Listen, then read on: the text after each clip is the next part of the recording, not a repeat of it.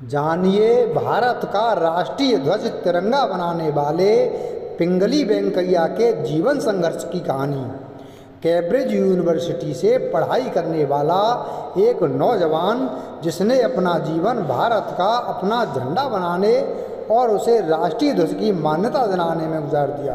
पिंगली वेंकैया का नाम शायद कम ही लोग जानते हैं। गुमनामी में ही एक झोंपड़ी के अंदर उनका देहांत भी हो गया।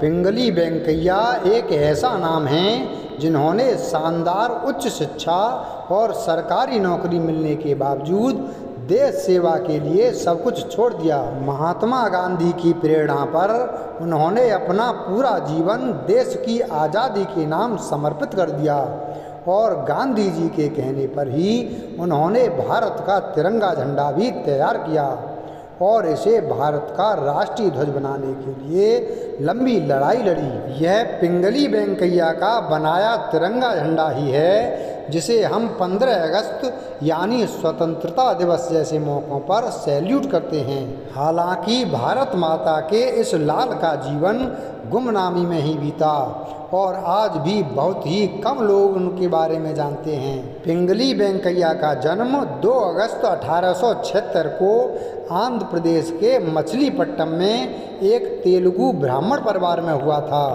जिन्होंने बलिदान, समृद्धि और शांति के प्रतीक भारत के तिरंगे झंडे को राष्ट्रीय ध्वज का दर्जा दिलाने के लिए उन्होंने लंबी लड़ाई लड़ी। कई भाषाओं और खेती का शानदार ज्ञान रखने वाले पिंगली का ज़्यादातर जीवन देश सेवा में ही गुजरा।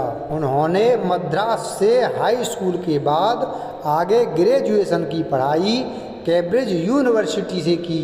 कैम्ब्रिज से पढ़ाई करके लौटने के बाद पिंगली ने पहले रेलवे गार्ड और फिर लखनऊ में भी सरकारी कर्मचारी के तौर पर नौकरी की। इसके बाद जापानी और उर्दू भाषा सीखने के लिए लाहौर के एंग्लो वैदिक महाविद्यालय चले गए। भूविज्ञान और कृषि के खास लगाव रखने वाले वेंकैया ने कई भाषाओं का ज्ञान हासिल किया। इसके बाद महज 19 साल की उम्र में ब्रिटिश सेना में अधिकारी के पद पर पहुंच गए। सेना नायक रहते हुए अंग्रेजी सेना की ओर से दक्षिण अफ्रीका में एंग्लो बोअर युद्ध का हिस्सा बने।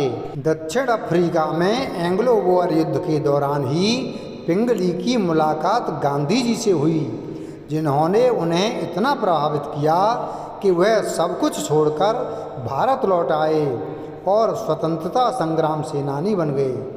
इसके बाद ही उनके अंदर अपने देश के लिए झंडा बनाने की चाह जगी। पिंगली वेंकैया का कहना था कि हम भारतीय होकर एक विदेशी यानी ब्रिटिश झंडे को क्यों सलाम करें, और उन्होंने गांधी जी के सामने देश का अपना झंडा बनाने की बात कहने पर महात्मा गांधी ने उन्हें ही यह दायित्व सौंप दिया। साल 1916 से 1921 के बीच पिंगली ने कई साल तक दुनिया भर के झंडों का अध्ययन करने के बाद 30 डिज़ाइन पेश किए, जिसमें आज का हमारा तिरंगा झंडा भी शामिल था। महात्मा गांधी की ओर से विजयवाड़ा की बैठक में मंजूरी मिलने पर 1931 में तिरंगे झंडे को अपनाने का प्रस्ताव पारित हुआ। पिंगली के झंडे में कुछ संशोधन किए गए, जहां सबसे ऊपर लाल रंग को केसरिया से बदला गया। इसी के साथ केसरिया, सफ़ेद और हरे रंग के साथ बीच में चरखे के निशान वाला झंडा 1931 में तैयार हुआ। 22 जुलाई 1947 को संविधान सभा ने पिंगली के झंडे को ही राष्ट्रीय ध्वज माना। कुछ समय बाद एक संशोधन में चरखे को हटाकर तिरंगे के बीच में सम्राट अशोक के धर्म चक्र को शामिल किया गया। यही हमारा आज का तिरंगा झंडा है। भारत के अपने झंडे को देश की पहचान बनाने का पिंगली का सपना साकार हुआ। हालांकि उनका नाम गुमनाम ही बना रहा।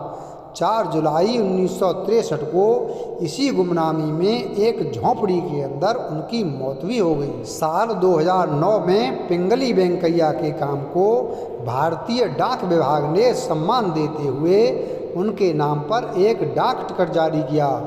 इसके बाद ही कई लोगों को हमारे तिरंगे के रचनाकार के बारे में पता चला।